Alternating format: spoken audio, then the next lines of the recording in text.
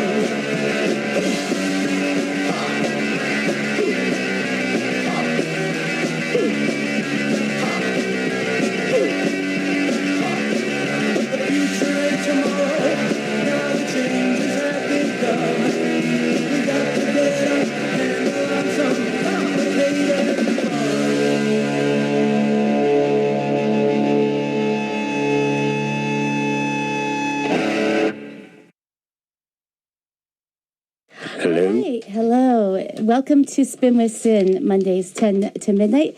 And I've got with me special guest, photographer Daniel Corrigan, and DJ, journalist Danny Sigelman. And they are the co-authors of this beautiful, phenomenal book of Daniel Corrigan's photography, Heyday, 35 Years of Music in Minneapolis.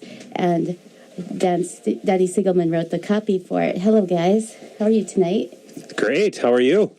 Super good. It's super nice to sit and spin with Cyn. Awesome. Thank you. Thank you for being here. I've been waiting my whole life.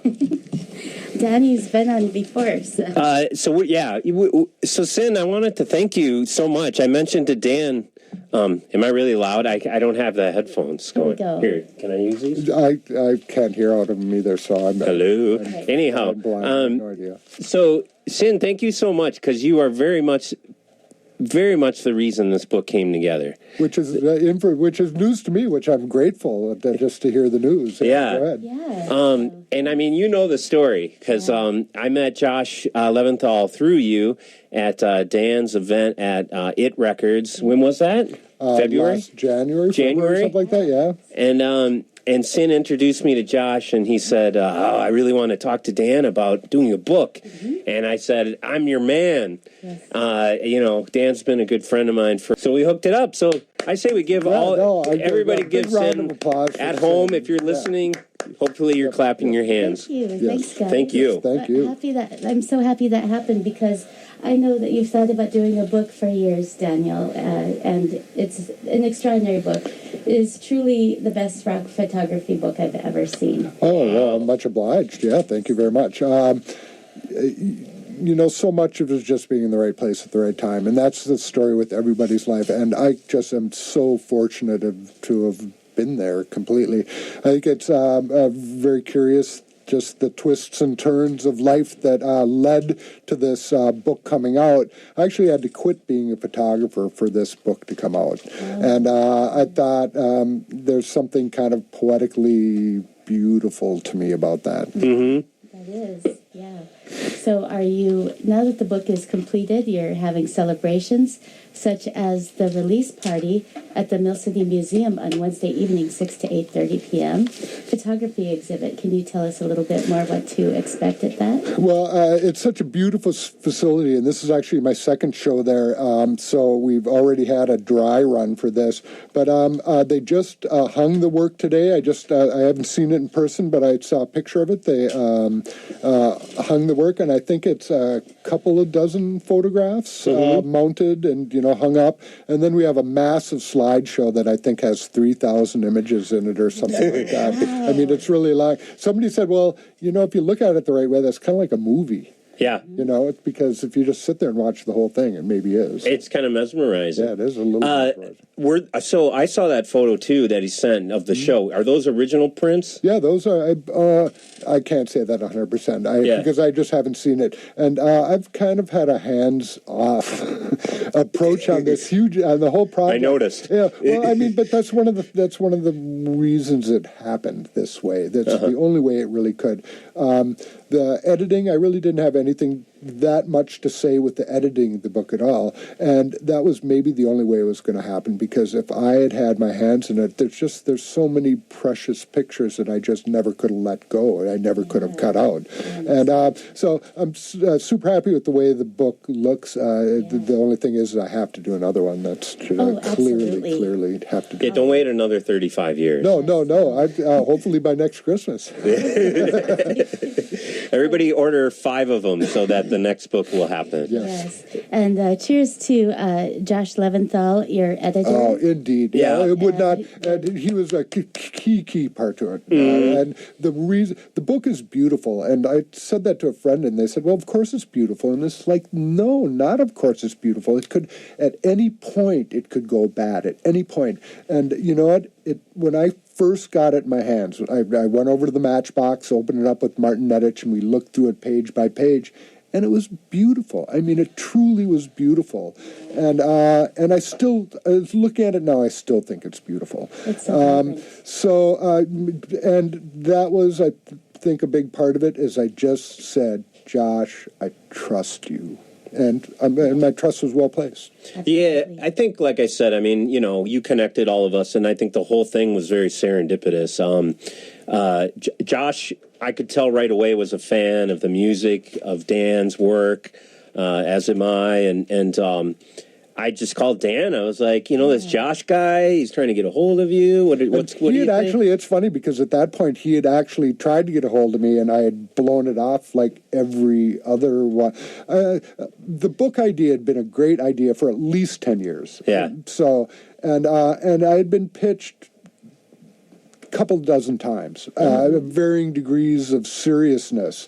And some of them got pretty far along, and I thought we were going to do it. And one of them actually got very far along. We actually had, a co-writer and all this lined up. And the editor involved with it either, got fired or moved along, and the project just evaporated, just like poof, gone. Yeah. And that kind of turned me off to a little bit, and I didn't care about it anymore. And it's like it wasn't just something I'm going to worry about. I'd given up being a photographer because I couldn't make really a living doing it, and I was totally happy and am totally happy with the life that I got going on. So a book wasn't pressing. It wasn't something I was looking for. And so I got a message from Josh, another email, and it's like, oh God, no, I kind of ignored it. It went just into another play.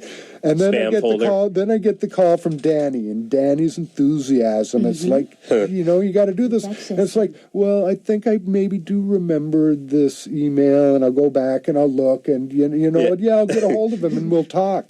And just his enthusiasm when we met, and just you could tell most of the thread from all the previous contacts was mostly people just trying to generate money from the content that I had produced over this period of time. Yeah. And you could tell talking to Josh that was not what he was interested in. Yeah. That he was interested that, this is a historic document. And I've never not looked at it as such because, I was there and I saw all this stuff. And I do have the record. And I recognize the importance of that content. But to just have it monetized by somebody else for their gain and, my game, because it's always pitched as that, you can make a lot of money on this. Well, this is something more noble than that, This is history. Part of the history. And so that's why I believe the Minnesota Historical Society Press was the perfect venue for the book to come out in. Just everything was just so perfect about it because it wouldn't have happened. I wasn't looking to make it happen. Yeah, I'm so glad that it did. I'm really glad it worked out. And so beautifully. It's just extraordinary. Yeah, they did just a super job. Just the production on, just actually dealing with the Minnesota Historical Society Press from top to bottom has been an A+ experience. Big ups. Top to bottom, everything. The promotional, their editors, the production end of it's just been extraordinary. Their writer. Yeah. Exactly. No, but I think what was really cool. I mean, I think it was tough for Dan at first. I don't think I'm divulging too much. I think digging up a lot of this, what we see as history for him was just like day to day, right? Well, it's just, I kind of was brought up in the daily newspaper sort of thing, where you do an assignment and then it's behind you and you're on to the next assignment. And that's just the way it went. And so I have kind of the same thing about music. I'm kind of afraid of old music, and it's just because there's new music.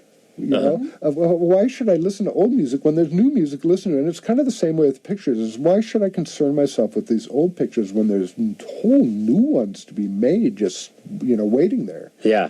So, I mean, that's kind of I was really struck by one of your quotes in the preface of the book that today and every day is the heyday, something to that effect. Yeah, well, and I didn't even get the joke at first, but Josh actually has kind of a beautiful joke in the book that it starts out with Prince from the glory days back here, but that ends with the tribute with the Suicide Commandos and Bob doing the cover song, Prince song. And so that span, the entire span of the book, is the heyday, and I love that. And I think Josh understands that that's my thought of it, right now. And you know what? If the book was, coming out, I don't know, we would, if we could have been more last minute than that, we would have, But. Well, let's go back to the beginning of this, and I know that. The first paid gig you had was with your friend Tom McKean and his band Johnny Ray and the Reaction, and we'll try to get to some of them later. But right now we're going to go to the first live band that you ever shot. Want to talk about this, Dan? I was thinking about this today. I don't know if it's the first live band I ever shot, but they were the first live band that I shot extensively, that I did a ton of pictures of them. And I actually, that was so far back, it was like when I had first got a camera and I was shooting color film and I was taking it to the drugstore to get developed, like seriously. So, and I don't think we ever found those pictures in search of the color, 3x5 or whatever they are, the little envelopes of pictures. I have to find, though, that's some more content for my next book. Yeah. But some of those are amazing, amazing pictures, and that's from probably late 79, something like that. So in 79, how old were you? 21? Yeah, 21. And so you became friends with the Suburbs because you were a fan, or did you already know a that? fan, just because I was a fan. Yeah. Yep, that was and it. you walked up and you're like, "Can I take your guys' picture?" Yep, well, I think I did what you used to have to do in those days. You made pictures and then you brought them to the drugstore and got them developed, and then you went to the next show and you said, "Hey, I got some pictures. You want to see them?" And there's nothing. I've been so lucky because my relationship with a lot of musicians, which I consider to be my friends, because they are my friends, but part of it is the advantageous thing is I can give you something nice, I have something here. And so I've had this beautiful relationship with sometimes maybe even some difficult people because I've something that they want, or, that I've something, I don't know, to give. I think it means a lot to people that you've been along for the ride, like you've been a fan first and then captured these moments. It wasn't always a thing that people captured every moment of every enjoyable moment of their life. Yeah. So you were along for the ride from the beginning, doing that before it became a thing that anybody could do. I don't think saying as a fan is really right, because I've actually had a friend of mine saying that my career was wasted on me just for my sort of inattention to music. But so I don't know if fan's really the right word. I love the production aspect of it, and I've always, I think, sort of fit into the music business photography part completely from that end, where it's strange that music, the audio thing, kind of needs a visual element just because we're visual people. And so, that's like painting about taste, it's kind of a different thing. You can do it and get an idea across. But so anyway, I've always come across at the music business from the production aspect, and that's where I feel most comfortable and still do. It's awesome. Fantastic. Yeah. Well, let's go to the Suburbs, and your song that you chose off of In Combo, the first full-length record, was Underwater Lovers. Do you have anything to say? Did you ever pogo to this song? Oh, of course. That's a cut. Yes. I think we should make an Instagram of you pogoing to this right now. We were just talking about pogoing today. I did a tour. I do run the tours at First Avenue, and people ask me, what was your most memorable show? And there are a couple of them, but one of them was Primus, and we probably had 2,000 plus people wedged into the room. Yeah. Every single person in the room was pogoing. Yeah. And the room was moving. Yeah. Now, First Avenue is a solid room. I do not ever since remember it moving like that, but it was moving in time to the 2,000 plus people pogoing. Wow. So I will not pogo this evening.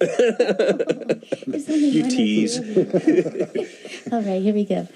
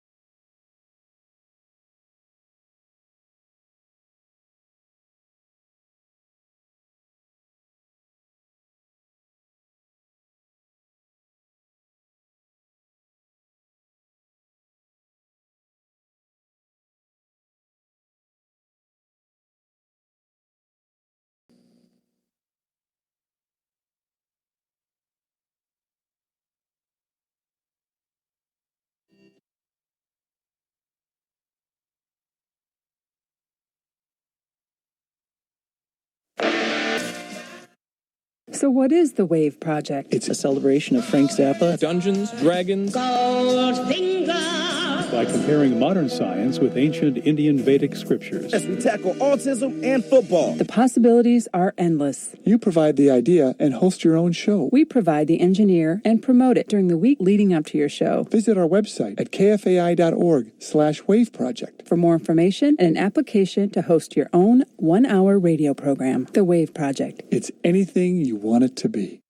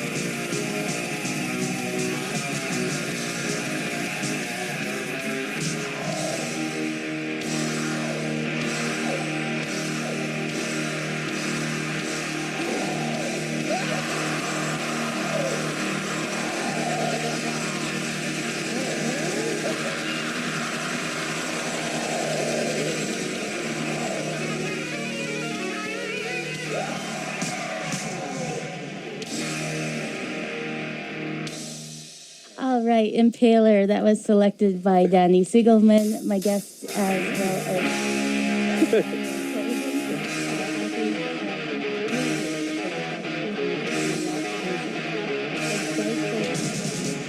Before that, we heard some Husker Du, Cold Ice, off of Warehouse Songs and Stories. And before that, Bob Dylan. And before that, The Suburbs, Underwater Lovers. That was a pretty bitchin' set. Yeah, fantastic. Very fun. Was there another one in there somewhere? So I wanted to play Impaler because, number one, if I really would have had this book my way, it would have been pretty much cover-to-cover Impaler photos. Oh. Because Dan actually has a lot of Impaler photos. I was really lucky. I met Bill early. I mean, he was pretty young. I mean, we were both young, I guess, at the time. And just the theatrical aspect of it just makes those guys so much fun to shoot. Whenever possible opportunity to shoot them, I said yes. And it was fun because I actually got to shoot him long enough that his son started playing in the band, and his son was actually, the last time I made pictures of him, his son was probably about the same age as Bill was when I first met him. Yeah. So, and the same size too, which is really his funny. son's name is Dr. Corpse. Great. And Impaler, you're going to be DJing Danny? So, I mean, the thing with Impaler and me is I discovered them, like, when they first came out. I was, like, 12 years old. And I was just so infatuated with the Twin Cities music scene. And here's this crazy horror band from out of nowhere that were being banned by Tipper Gore. And it's for me, a part of why I love the Minnesota music scene is you end up meeting all these people through time. And I've become good friends with Bill and followed them in their career, and it's amazing. I mean, I don't think there's any other Twin Cities band that has been around as long as they have without actually, breaking up or reforming. I can't think of any other band that's been around almost 35 years. That's incredible. And that's an awesome accomplishment, and they're just such great people. So, and Bob Mould produced that record. So yeah, I love that. I didn't know that. Which it's a treat. So there's the connection, and one thing I got really excited about when we were putting this book together was finding some of the kind of like test photos from the Warehouse Songs and Stories record, which Dan did the cover for. So having this image that I'd seen all these years, like, melted into my brain, and then seeing like the different angle, or like maybe they move the plants around or whatever. There was some Polaroids of that shoot, and that was the real enjoyment, is kind of discovering these hidden gems in his collection. I was curious about that. Yeah, so we included the Polaroid in the book along with, and you could go on explaining, I don't even understand how you actually did that photograph. Well, I loved working with those guys just because they're very. Grant, for as quirky as he is, has a very, very interesting imagination. And once the two of us got together, we came up with some pretty interesting ideas. And one of them, we certainly didn't come up with it, but it was light painting, basically where you, and this is back before digital, so we didn't, you had to do everything by film or by Polaroid. I mean, everything was an experiment. Yeah, everything was kind of an experiment, but we did it by Polaroid. But the idea is that you got in a totally light-tight room, and then you opened up the shutter on the camera, but there's no light coming on it because there's no light in the room. And then you add different pieces of light, and you do that by having timed exposures, like you turn on light A for 30 seconds, you turn on light B for 45 seconds, you turn on light C for 3 seconds. I mean, very complicated formula like that. And each light is a different color at a different angle at a different type of thing, and we use black light. And I mean, there's very, very complicated lighting schema. And it was actually written down. It was scripted of how it was going to be. And so we did a Polaroid for basically each one of that, and then you look at the Polaroid and you said, well, what do we have to do more or less of? And when we finally got to where we liked it, then that's the time you put the real film in the camera and shoot it up. And so, I mean, that's a very interesting for How much time are we talking? Oh, a day, like a full day. We spent eight, probably 12 hours doing it. I mean, it was a full day. Yeah. So it was a very, very complicated photographic problem, which for me is just a dream. I love working that. That came off of Candy Apple Gray, which just that photograph in itself it came before it. I mean, obvious in line, but the idea behind it of the dark room and the multiple light exposures and building up layers of light all came from, the warehouse picture directly came from that whole idea. So the warehouse picture is probably way more complicated than what anybody would think. And for just my pictures, I'm known for being for my pictures being so simple. And so when you look at it, it really is kind of a simple picture because it's just a still life, right? It's just sitting there. But the lighting that we brought to bear on that still life was very, very, very complicated. Interesting. So, do you want to, a different subject, but going back to the suburbs that we kicked off with, do you have a favorite story about starting off photographing live music, what that felt like for you? And a band like the Suburbs that were pretty wild and all over the map?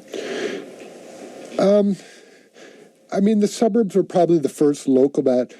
For me, Never Mind the Bullocks came out and everything changed as far as music goes. And that kind of opened my eyes up because I was kind of used to the rock band. I mean, for as live music, I grew up to basically bands doing cover songs of live music. So, but to have, you can come out, you can do anything, you know, anybody can be rock. And I just sort of loved that. It's a very freeing aspect. And so the Suburbs, for me, when I first met them, right now I wouldn't really qualify them as a punk rock band, but back then they were just so liberating that there was that kind of was along the same sort of punk aesthetic for me. And some of the first punk rock things I ever saw, the first time I saw The Worm, which is the thrashing around on the floor with the broken glass and the mud and the beer bottles and straws and all that stuff. I'm sorry, I missed that. Oh, no, that was like a verified dance. It was The Worm. Wow. And so it was like this punk rock dance. And the first time I saw The Worm was a Suburbs show. So for me, that was kind of punk rock at the time. It fit into the same thing. Like I say, right now, I maybe wouldn't say that, but I mean, some of their songs were pretty crazy, you know. Yeah, I think they were totally punk rock. Yeah. So I think maybe the only reason they maybe were considered new wave is because they had like keyboards and stuff. That's a good point. Yep. Yeah. So, all right. So we are going to go to some more music selections. We've got queued up Atmosphere. Do you want to say something about Atmosphere and shooting them? Or? Well, once again, I mean, I was super lucky I did pictures of them over at the Red Sea for the first time, and that was a long time ago. Just down the street. Yeah, just down the street. And I got a picture of the whole crew back then, and this back, nobody really knew kind of who they were. They were just starting. Yeah, they're just getting going. They're actually just kind of becoming a crew.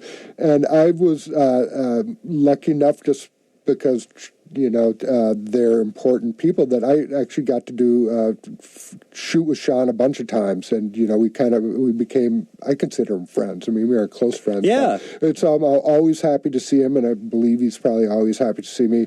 It was really cool. He came down to the release show. Yeah, he came down to the release show, exactly. And it was, like I say, I always love seeing him. He's obviously a brilliant songwriter. I love his. I mean, I personally love his music. That's one nice thing.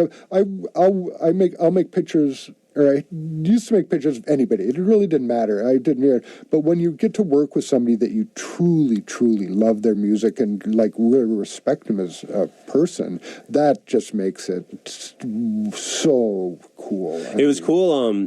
So I don't know if you've seen the photo, Cyn, of Slug in the book, but it was on the cover of City Pages, I think. Yep. And he's holding a sign with some lyrics sort of scrawled on. It's like a little piece of cardboard. Yeah. And we were talking about that the other night with Sean, and he was like, I was asking him what those were, and he said, I just made it up and wrote it down. And Dan said that he still has the piece of cardboard. I still have the prop from that. Yeah. That's awesome.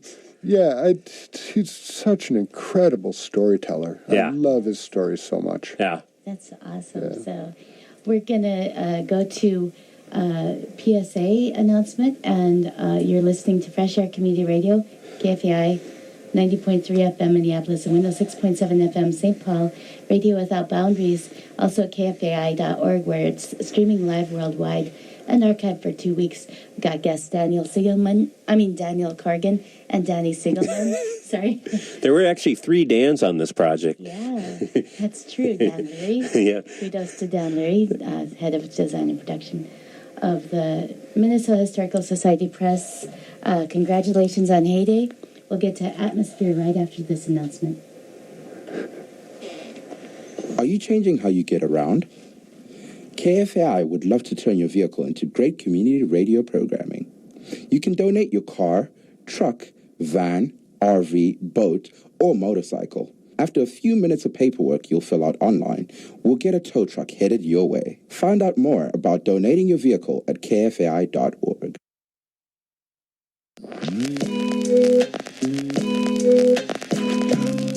God loves love. God loves love. God loves love. God loves love. God loves love. God loves love. God loves love. God loves love. God loves love. You're so ugly. God is watching. God is watching. God is watching. God is watching.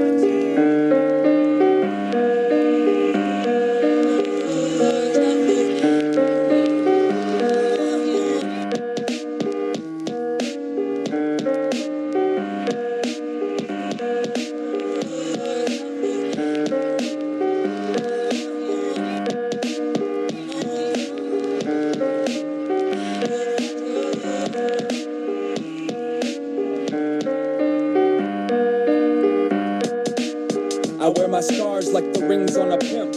I live life like the captain of a sinking ship. The one thing that I can guarantee, I'm like a stepping razor. I suggest you stay fair with me. Been paying dues for a decade plus. Before that, I was just another face on the bus. Tapping my foot to the beat on the radio. Dreaming about the mic and the money and the ladies. Oh, mom, I promise I'm gonna be large. Someday I'ma stop trying to borrow your car.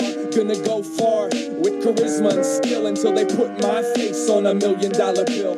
Atmosphere, it's just a 10-letter word. Discretion is the name of my cement-feathered bird. And if you didn't hear, then fuck whatever's heard. I think you got the sickness, I suggest you get it cured. Caught up in the midst of a bottle full of fix. I'ma hobble down the street till I reach Knob Creek. It's not that I don't like you, I just don't wanna speak. You fucking freak, now keep your days out my week. The world keeps a balance through mathematics, defined by whatever you've added and subtracted. I'm pushing on the hammer to trigger the brain. Embrace how I live, 'cause God loves ugly.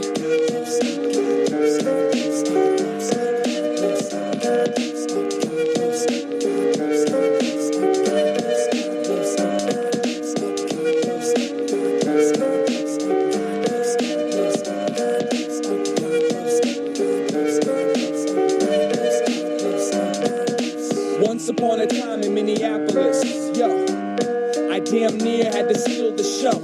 I stepped on the stage, who is it? My name's Slug, I've come to kill a couple minutes. And what's up with the way that everybody gathers around each other so they can steal each other's sound? If it's all about getting down with the get down, how long I gotta wait for these fools to sit down? Appears more clear in its simplest form. Nobody sees tears when you're standing in the storm, abandoning the norm and handling the harvest, measuring the worth by the depth of the hardship. I welcome all the hatred you could aim at my name. I held onto the sacred ways of how to play the game. When the soldiers started running short on rations, I began tapping the egg to spark the hatch and make it happen and take this captain to the gallows. I keep steering us into an area that's shallow, talking to my shadow. He advised me not to worry, said I should plant my tree and let it rise out of the fury. So give me some light, a little love and some liquid. I'ma creep through the night and put a plug in the spigot. And when the water grows and the dam starts to overflow, I float atop the flood, holding on to my ugly.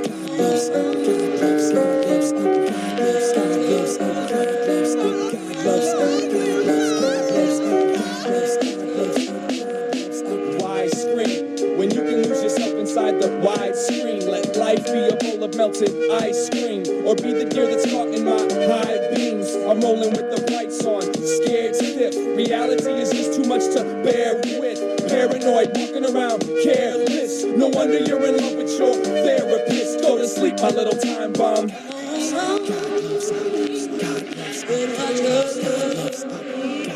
God loves ugly. God loves ugly. God loves ugly. Get off the mic and get off the couch. 1, 2, 3.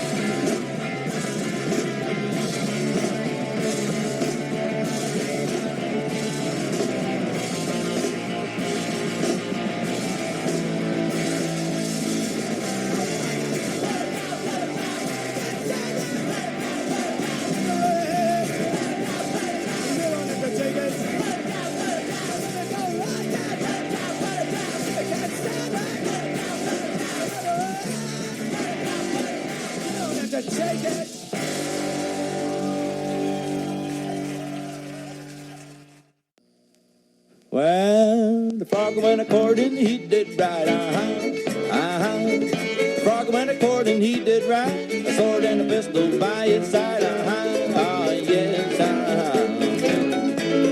He rode up to Miss Mouse's den,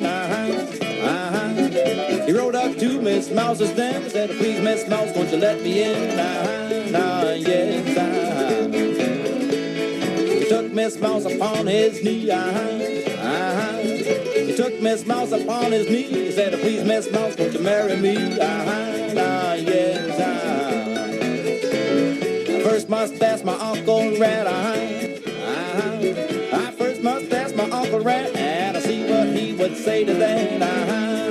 Yes, and Uncle Rat come riding home. Uncle Rat come riding home. He said, who's been here when I've been gone? He laughed until he shook his side, Laughed until he shook his side. I think his niece would be a bride, yes, Where will the wedding supper be, Where will the wedding supper be? Under the same old apple tree, yes, What will the wedding supper be,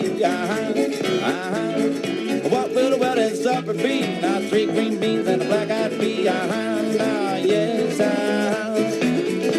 Now the first to come was Mr. Moth,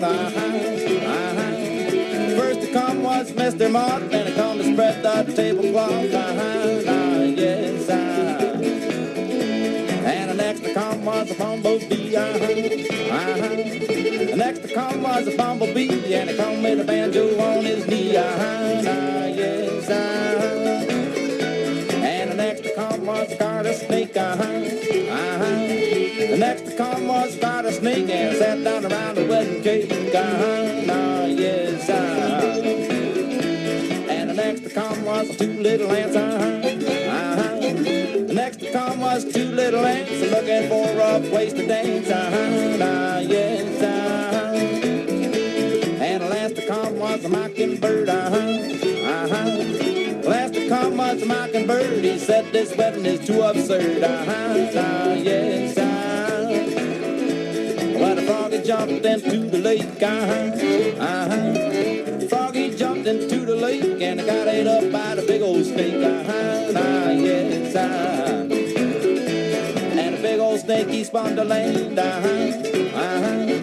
Big old snake he spun the land and got ate up by the boogeyman. Yes, And the boogeyman he went to France. The boogeyman he went to France and showed the ladies how to dance. Yes,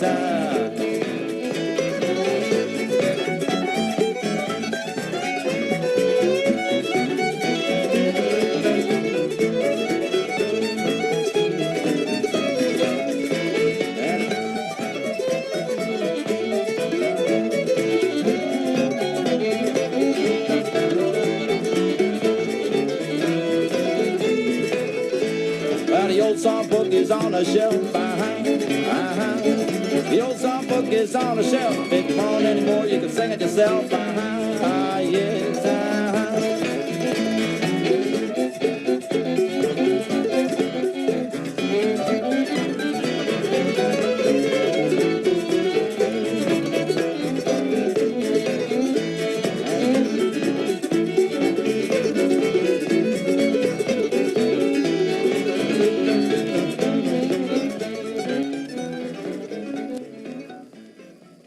All right, we're back. You're listening to Spin with Cyn every Monday, 10 to midnight, here on Fresh Air Community Radio, KFAI 90.3 FM Minneapolis and 106.7 FM St. Paul. Radio Without Boundaries. I've got guests Daniel Corrigan and Danny Sigelman, in co-authors of Heyday, 35 Years of Music in Minneapolis, out on Minnesota Historical Society Press. Wonderful work, guys. Thank you. For sharing Thanks. your Super nice music. to be here with you. Awesome. Very fun to have you guys. Spinning music from artists who you did photography of and album covers. We just heard Spider John Kerner, of course. And Dan actually did the cover for this record. What is it called? Do you remember? this is Nobody Knows the Trouble I've Been. Nobody Knows the Trouble I've Been. I loved working with John Kerner. He's just such a beautiful soul. I think he's a treasure. I agree. I think it's just his music. I've loved him from the very start. There's something very genuine about him that not everybody has. I've heard it argued that he was punk before punk was even a glimmer in punk mom's eye, or whatever. That makes sense. He was a revolution. He one time, this is ages ago, so I came up a little later after these guys, and I was working at Radio K at the university, and we had a show. We were doing a concert right out down the street here. It was an outdoors show, and it was like Arc Welder and Babes in Toyland were headlining. And before Babes in Toyland went on, Spider walked up to us. We were kind of hanging out by the side of the stage, and he said, "Hey, I got my guitar. Can I play?" And we were just like, absolutely. Yeah. And he went up there and he did 5 or 6 songs, and everybody who was waiting for Babes in Toyland were suddenly just gifted with this treasure of a performer and blues man. I mean, totally. He's the real deal. You know what? It's so cool that we're talking about him where we are right now. Right. It's almost we're destined, if we're talking about music in Minneapolis over the last 35 years and where we are sitting at this moment, John Kerner has to be mentioned. It completely has to be. And, God. I hadn't, until I got this record just recently, I hadn't seen that photograph on the back where he's standing in a boat, on some lake. Dan doesn't remember which lake. There might be some. It might be in Wisconsin. That's my best guess. But so we had to drive somewhere to do it. And when we were driving there, we went to we stopped at a gas station, and there was a boat just like that, filled to the gunwale with carp. Completely. I remember it. That's like. Did you get a photo of that? I think probably. It's on the same reel. That'll be in the next book. That's great. I love that. So yeah, being a couple blocks away from where the Triangle Bar was, directly across the street from the Viking Bar and Palmer's. Yeah. Yeah, just where a Spider John does still occasionally play. There's a beautiful picture, and one of the nice things about this book is I remember all my pictures. When I make a picture, that's one thing. It's fit in my head forever, but it might be dislodged a little bit. And I just went through the book again, maybe for the first time. I hate to say it, but really looked at it, and the picture that we have of John in there is so beautiful. I love that picture. It really, really is nice, and it's an honest picture. And it is the beautiful part about it. It's a settled, balanced, honest picture. What I've always loved about seeing old photographs is sort of the history of it, and I don't know that we remembered where that photo was taken. It was in front of a bar. No, it's right in front of Palmer's. Oh, was that in front of Palmer's? Right in front of Palmer's, yeah. I think it even says Palmer's on it. I believe it does. I don't remember that. Striking photograph. Yeah. It was one of the first ones that caught my eye right away. And speaking of honesty, your photographs, Dan, have so much honesty and poignancy, vibrancy. It's like you really get at the spirit, in my opinion, of the people that you're... Well, I've said over and over, Dan originally, out of high school, wanted to become an international spy. That's maybe a little embellished. and so I think what he ended up doing is applying that intuition to making photographs. So a lot of these photos, the people do not know he is there. And he's capturing people in a very real moment, and I think that comes through in spades in a lot of these pictures. For live stuff, that's true. I kind of gave up. I don't like poaching at people out of portrait sort of stuff. I love the cooperation, and I love that end of it really a lot. But you're right, for the live stuff, I'm looking for something different, and it's better off if I'm not really in the equation. I think one of it is just my pictures are simple, and it's because I don't want them to be complicated, and the more complicated I make them, the farther away they are from what it is that I'm looking for. So, they're kind of simple. We'd talked a little bit about looking at all my pictures together. I have had a couple big shows, and Ryan Cameron, who we talked about earlier tonight, gave me one of my first big shows, and that was 100 pictures. And we had 100 8x10s up, and it was all live pictures, so it's kind of different. But John Oman gave me my next big show, and that was 1,000 prints. We put up 1,000 8x10s, and as I was putting them up, I realized that I do the same trick over and over again, and it's across the genres that I do, because music is actually... over my career, which I'm not really a photographer anymore, but over my career, music probably made up a third of my photographic output. And so there was a lot of other stuff in there. But if I looked at all of them, because I'm hanging up this picture of 1,000 pictures, 1,000 8x10 pictures of across all my genres, it's the same trick over and over and over and over again. And as I'm putting them up, and it's like if anybody's really paying attention, they can do my trick. It's easily, it's right there in front of you. So that was kind of a telling moment for me. And you know what? I'm sure if I look back at it now, I'm probably still doing basically the same trick. Hey, if it works. Yeah, I know. I guess if it works. So, I am just looking through the book as we're talking, and I don't know, fantastic photos of the cows. We're going to get to some of their music, I think, during the next hour, I hope. Run, Westy, Run, Low. There's 500 photographs in this book, just such a broad spectrum of music. And what I really wanted to happen is have people experience the overwhelming feeling I had when I started going through Dan's archive. It was just stuff popping out left and right. You know, there'd be a picture of Michael Jackson, then the next one was Spider John Kerner. You know, like it was all over the map. And so I think the density was important, and I think the pages are real full. And then there's some pages where it is just one photo, and it breathes so much. It's I think the way it was put together was really, really lended itself to the images. Yeah, it's fantastic. So let's see, we're going to go to some Run, Westy, Run, and then some Babes in Toyland. Is there anything you would like to say about working with those bands, Dan, before we go to... Well, I mean, I could write another book about just how much fun I had with both of those bands.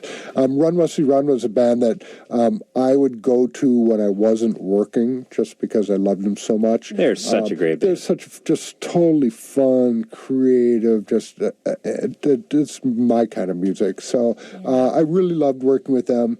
And then Babes, I met Lori when I first moved into town, and it was before I was even a photographer. She was actually more of a photographer back then than I was, because now somebody's got to do a book with her stuff, because she has some incredible pictures. But so I've known Lori for a long time, and I've loved her for a long time. And being able to work with Babes was super cool. I actually got to go on the road with them and ride in the van with them and do the music thing. And so I don't know. I feel really close to those guys, and really I count my blessings that I was able to be there with them. So cool, there you have it. So there you go. There's my Run, Westy, Run, and Babes. All right, here we go.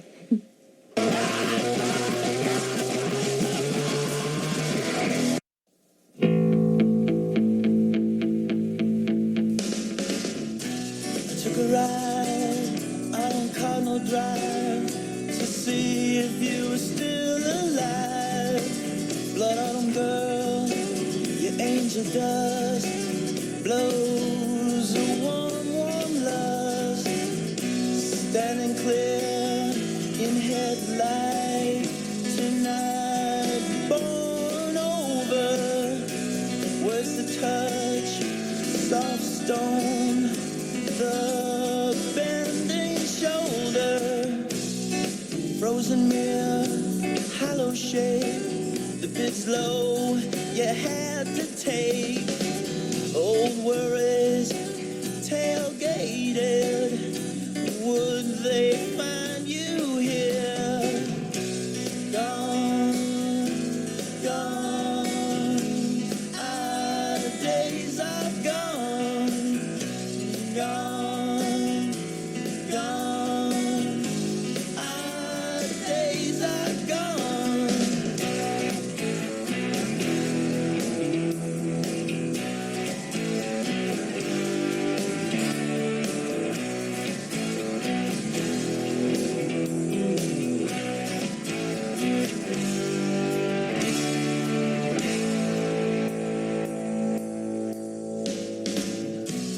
Took a ride out on Cardinal Drive to see if you were still alive. Blood autumn girl, your angel dust blows a warm lust. I never knew the reason why for the killing season, till lips blue omitted from second chance.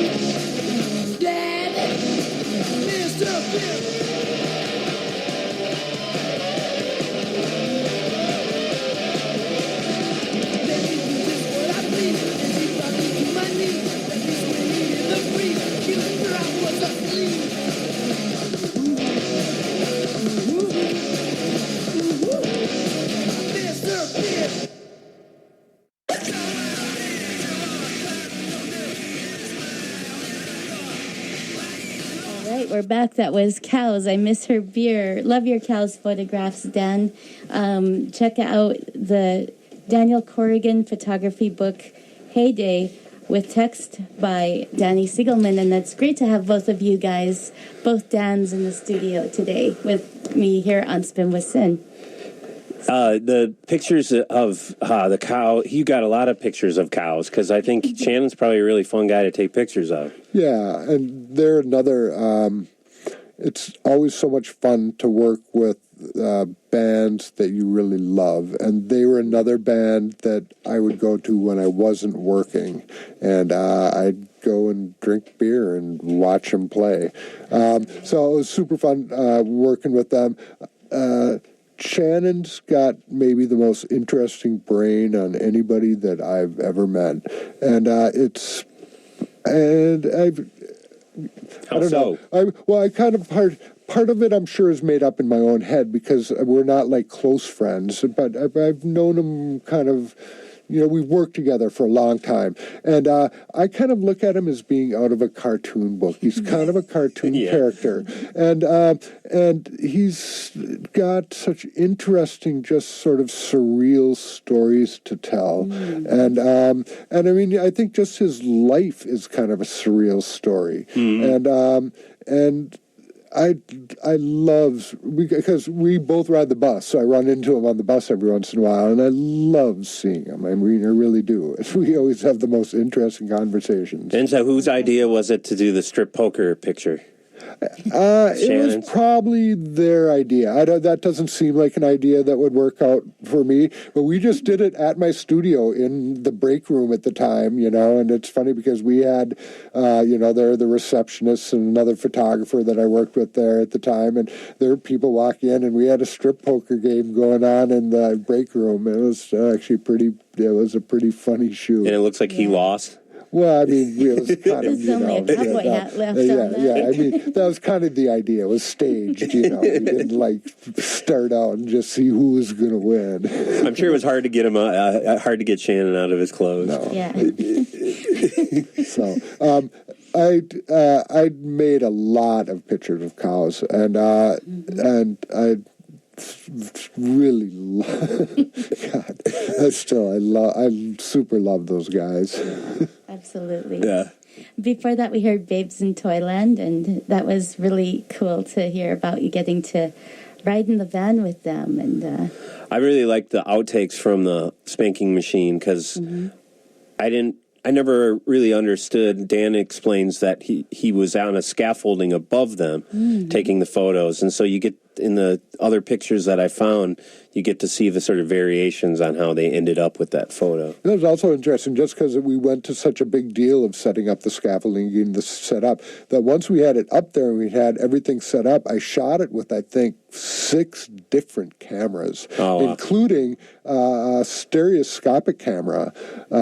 So they have, where you get the special viewer to put it in. That was pretty cool. And I think I shot it with those plastic cameras. So there's some other very interesting images that came out of that as well. Yeah.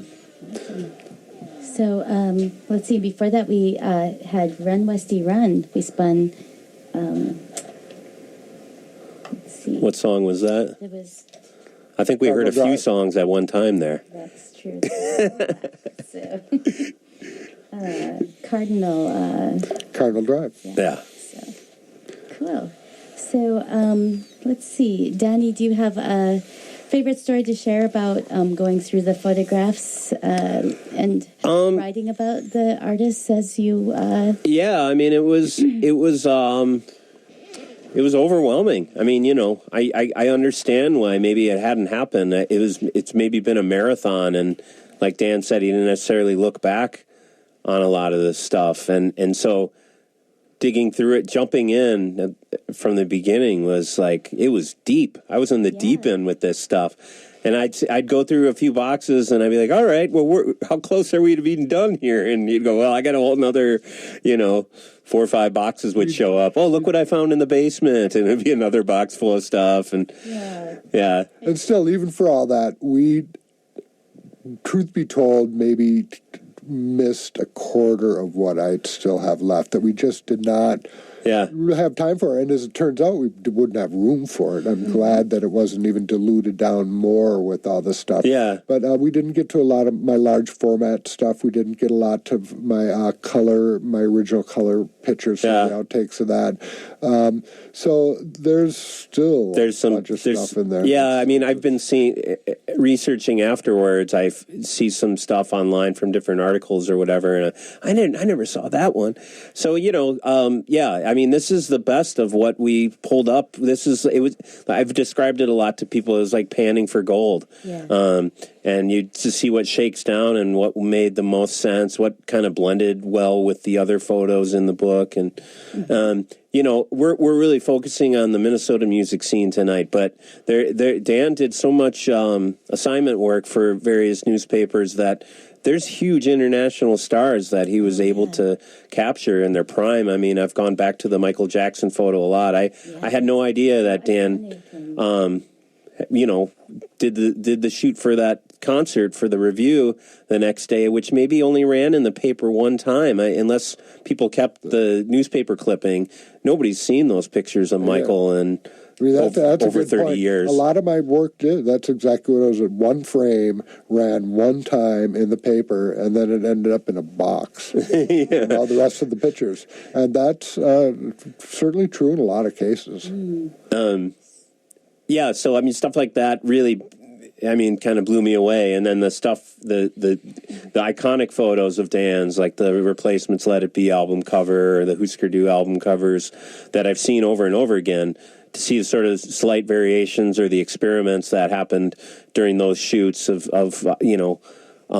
trial and error on his part to come up with what became the iconic photo.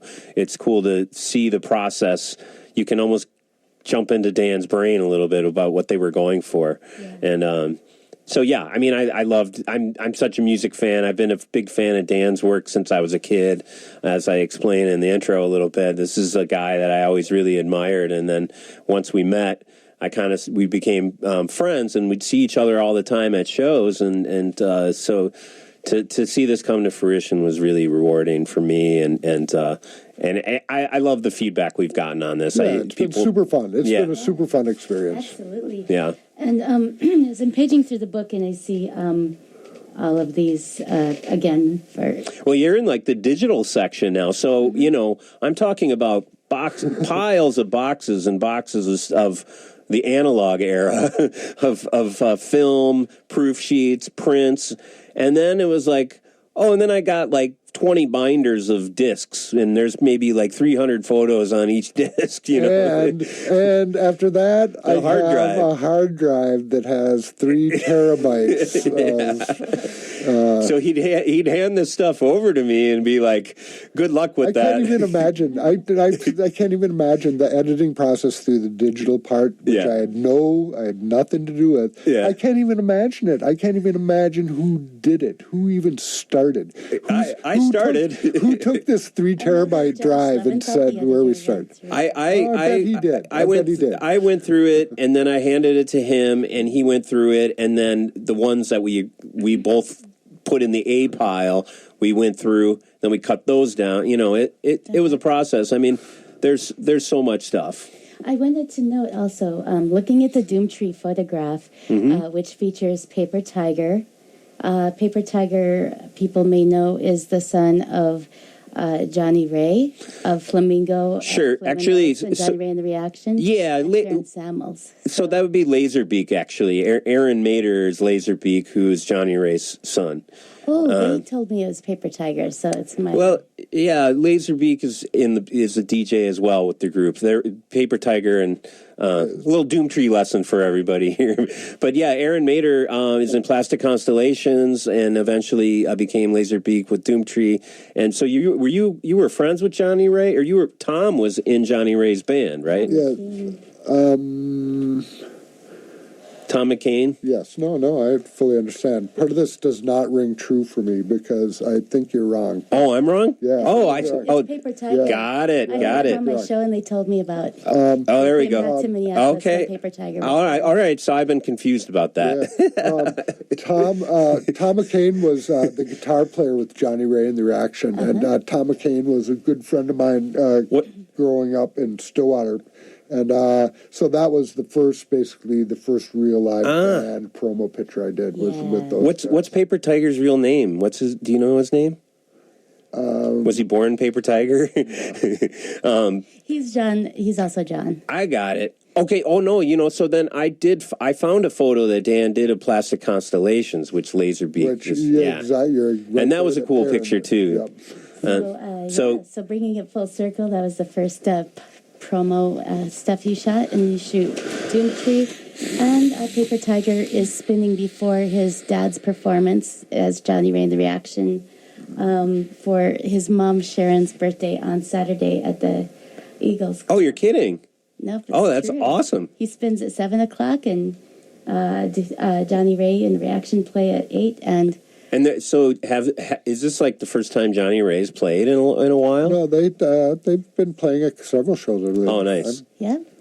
So I love how a lot of the music from the early era, a lot of these people are still performing. I know, it's fantastic. Yeah, and I really feel like this book, in a lot of ways, functions like a high school yearbook of the Twin Cities music scene. True. Like, I want everybody that's in it to sign their photo for me.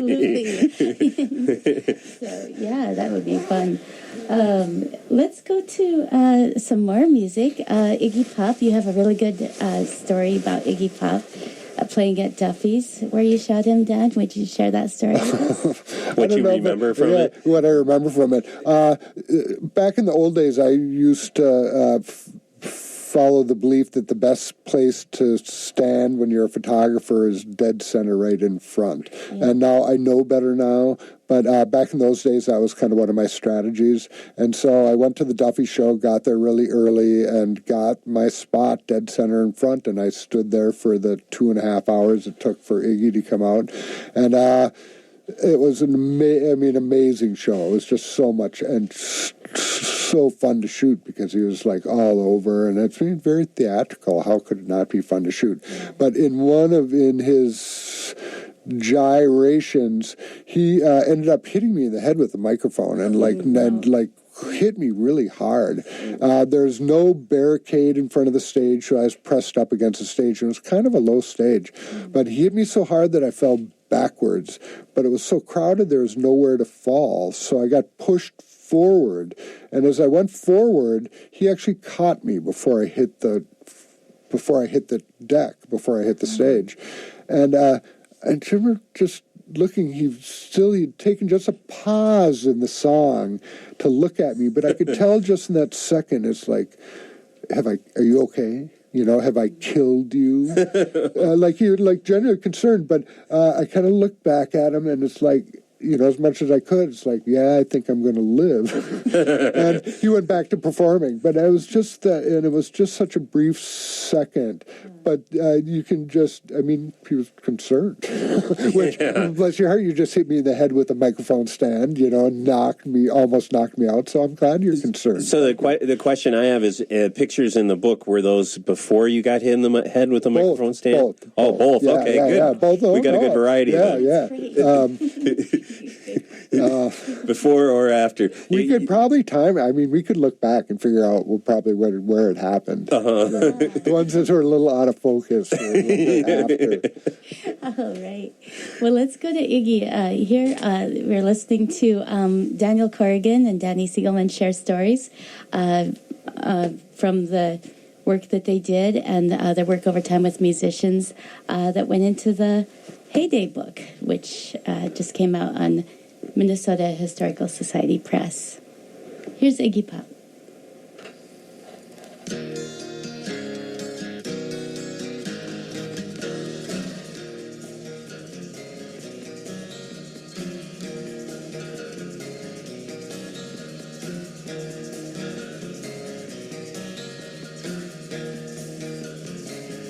Give me danger, little stranger, and I'll feel your appeal.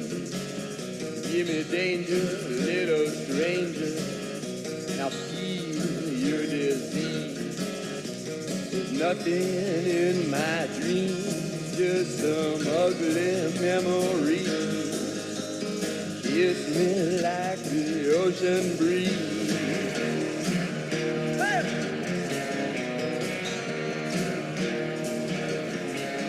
Now if you will be my lover, I will shiver and sing. But if you can be my master, I will do anything. There's nothing left alive but a pair of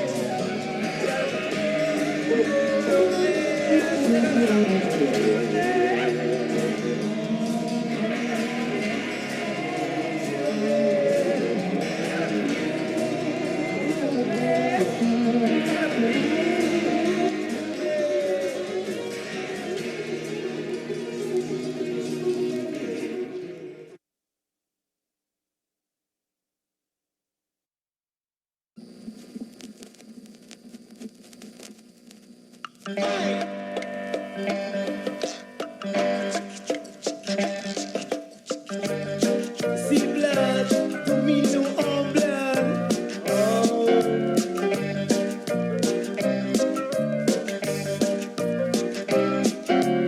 Roots of Eglinton, won't put on the Remington.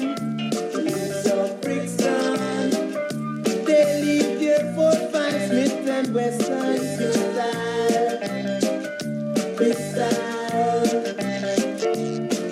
On Utico Avenue, they just can't keep good.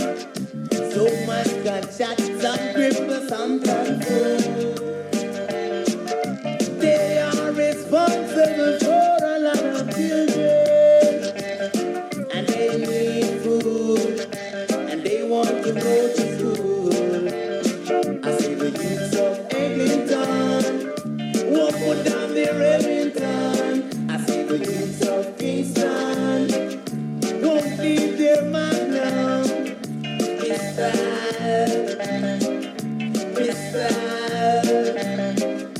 A very thin line to stop the crime. Who'll be the first to volunteer? You love your mockery.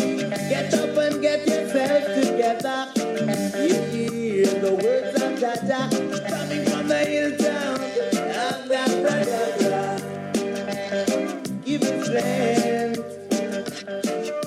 The youths of Eglinton won't put down the Remington. I see the youths of Brixton, they put down their 4-pack Smith and Western Crystal.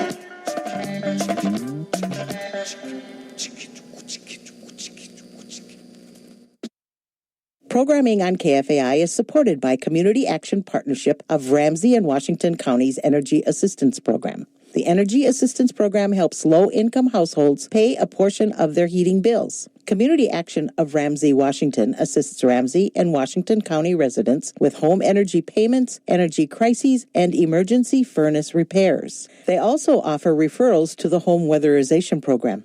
More information about how to apply at 651-645-6470 or rw.org.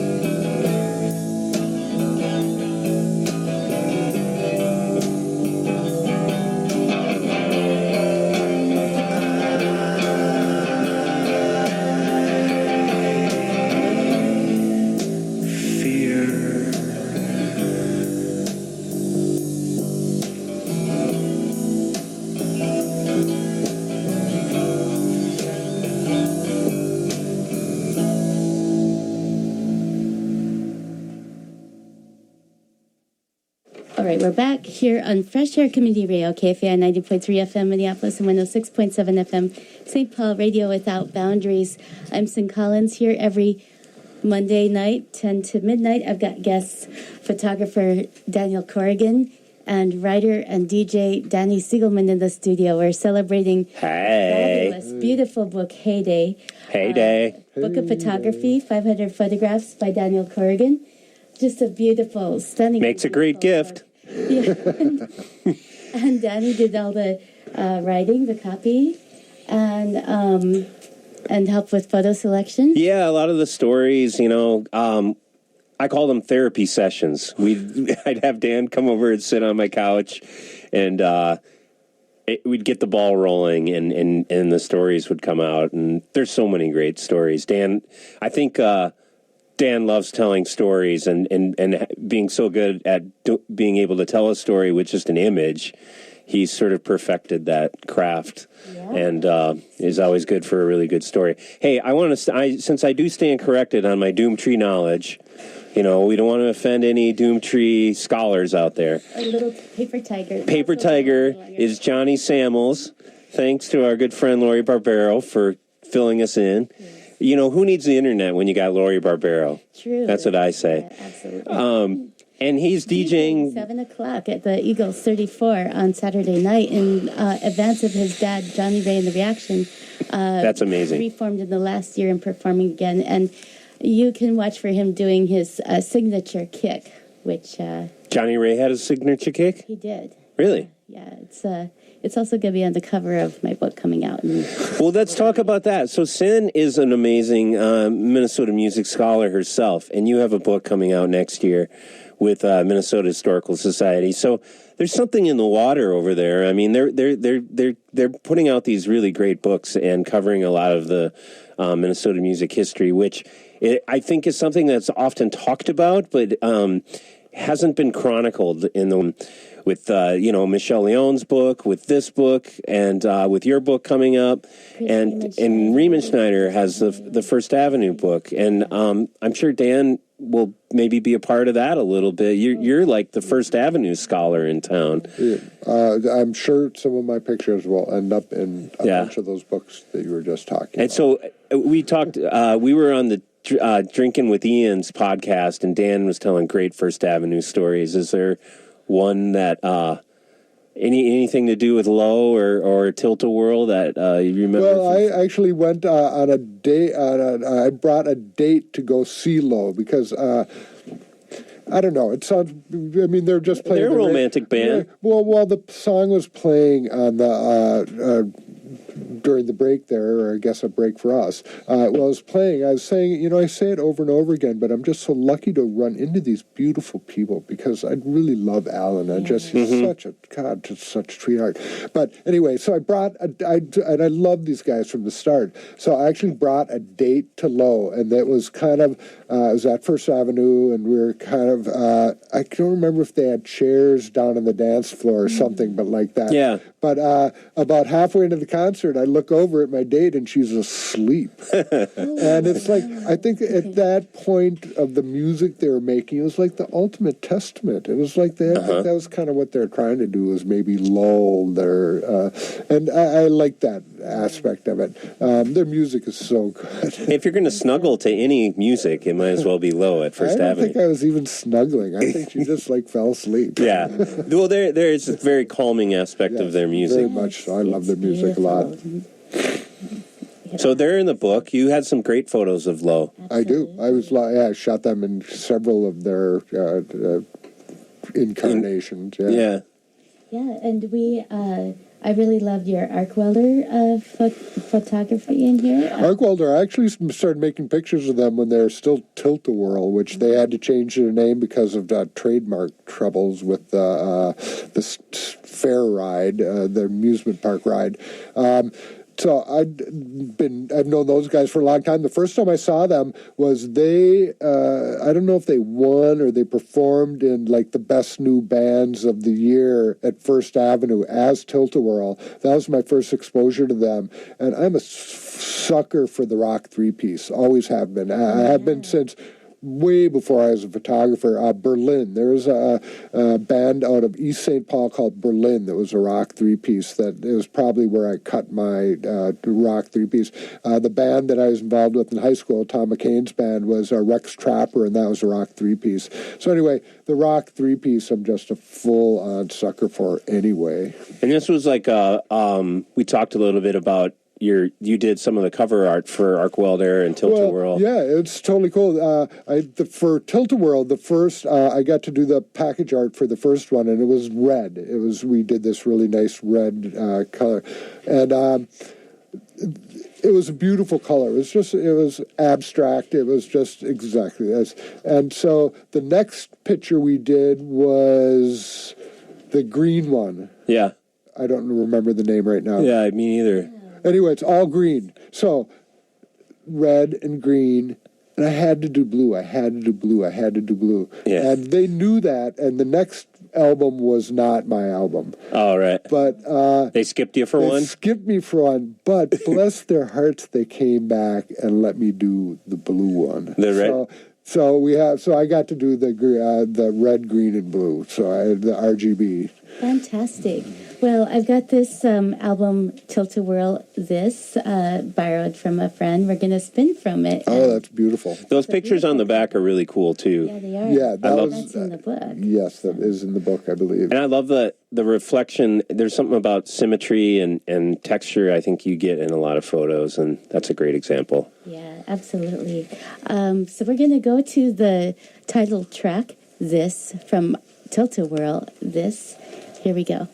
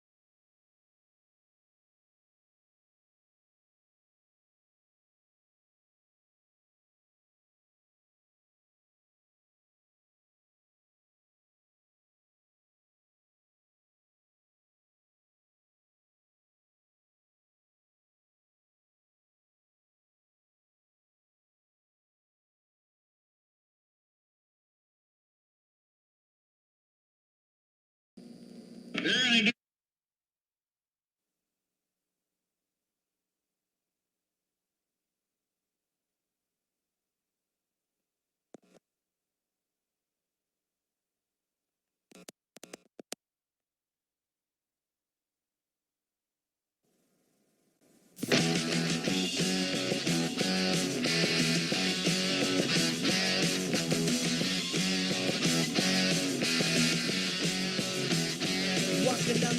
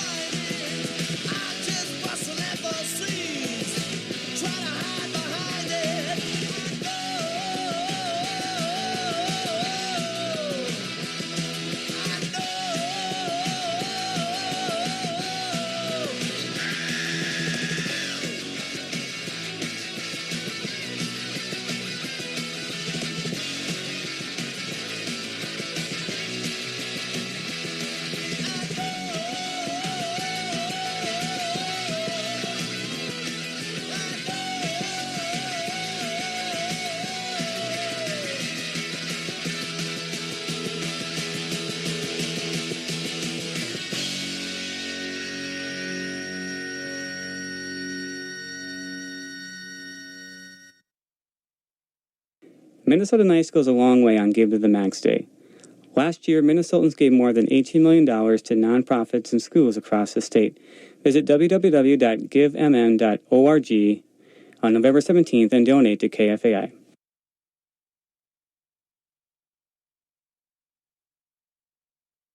All right, we're back here with Daniel Corrigan and Danny Sigelman, authors of Heyday, the 35 years of music in Minneapolis.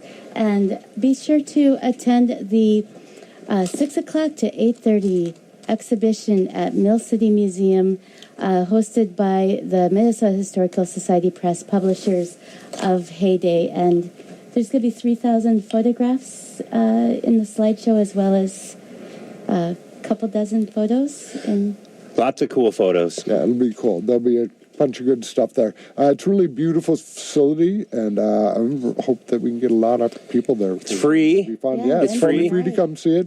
Bar as well, so you can lubricate yourself while you're there. And we'll be talking, too. So we'll be talking about the book and answering questions. And Andrea Swenson, did you mention her? She's going to be there, sort of hosting, moderating.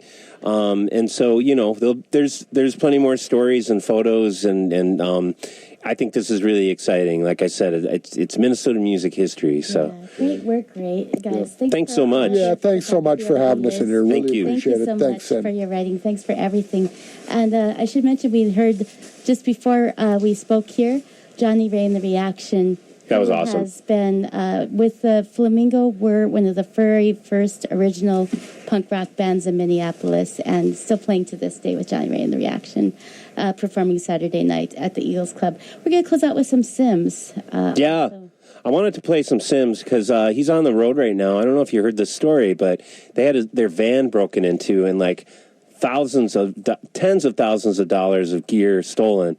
And you can imagine, he put out this amazing new record and touring to support it and promote it, and something like that happens to you. I mean, you know, what a crappy week. I mean, we hired the Cheeto skin Nazi for our next president, and then he gets his van stolen. What I thought was really empowering was the amount of support that came to help Sims, and after doing a GoFundMe, within 24 hours, they made almost like $20,000 for him to keep going. So I just thought that was really inspiring to me. There's still good things, good people in the world. So, and Sims and Doomtree are represented in the book. They're good people too. Awesome people. Awesome people. So big ups to Sims and everybody in the Twin Cities that are still good people. Thanks, everybody. See you at the exhibition celebrating your new book. See you Wednesday. Heyday every day.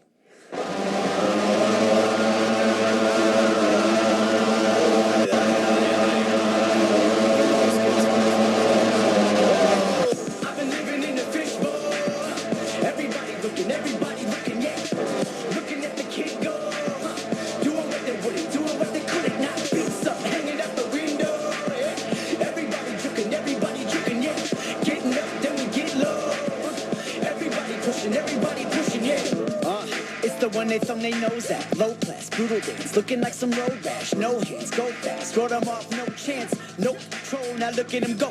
If I want it, I get it. I just lassoed the comment just to know that I did it. You said blah blah blah blah blah, like I invited the comments. I need to see all about it before the toe tag. Cro-Mags, we gotta know. I've been living in the fishbowl. Everybody looking, yeah. Looking at the kid go, doing what they wouldn't, doing what they couldn't. Not beats up, hanging out the window.